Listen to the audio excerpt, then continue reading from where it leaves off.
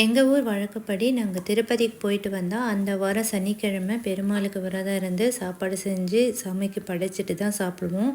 நாங்கள் கரெக்டாக போயிட்டு வந்தது வெள்ளிக்கிழமை. வெள்ளிக்கிழமை கோவிலேருந்து வந்துட்டோம். ஸோ அடுத்த நாளே சனிக்கிழமைன்றதால அன்றைக்கே விரதம் இருக்கலாம் அப்படின்னு சொல்லிட்டு அம்மா வந்து சாப்பாடெலாம் ரெடி பண்ணியிருந்தாங்க. எங்கள் சித்திங்க வந்திருந்தாங்க, அவங்களாம் சேர்ந்து தான் சாப்பாடு செஞ்சுருந்தாங்க. ஸோ அப்பா, அம்மா, தம்பி 3 பேரும் மொட்டை போட்டதால் அவங்க தான் முக்கியமாக விரதம் இருந்தாங்க. வடை பாயசத்தோட சாப்பாடெலாம் செஞ்சு சாமிக்கு வச்சு படைச்சிட்டு அன்றைக்கி மதியம் வந்து எல்லோரும் சேர்ந்து உட்காந்து சாப்பிட்டோம்.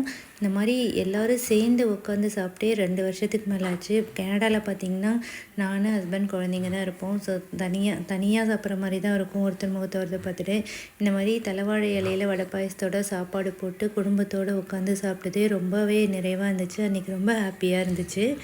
திருப்பதி போயிட்டு வந்தால் திருப்பம்னு சொல்லி நிறைய பேர் சொல்லுவாங்க. நானுமே அதை வந்து என் லைஃப்பில் எக்ஸ்பீரியன்ஸ் பண்ணியிருக்கேன். உங்களுக்கு அந்த மாதிரி எக்ஸ்பீரியன்ஸ் இருந்தால் கண்டிப்பாக ஷேர் பண்ணுங்கள்.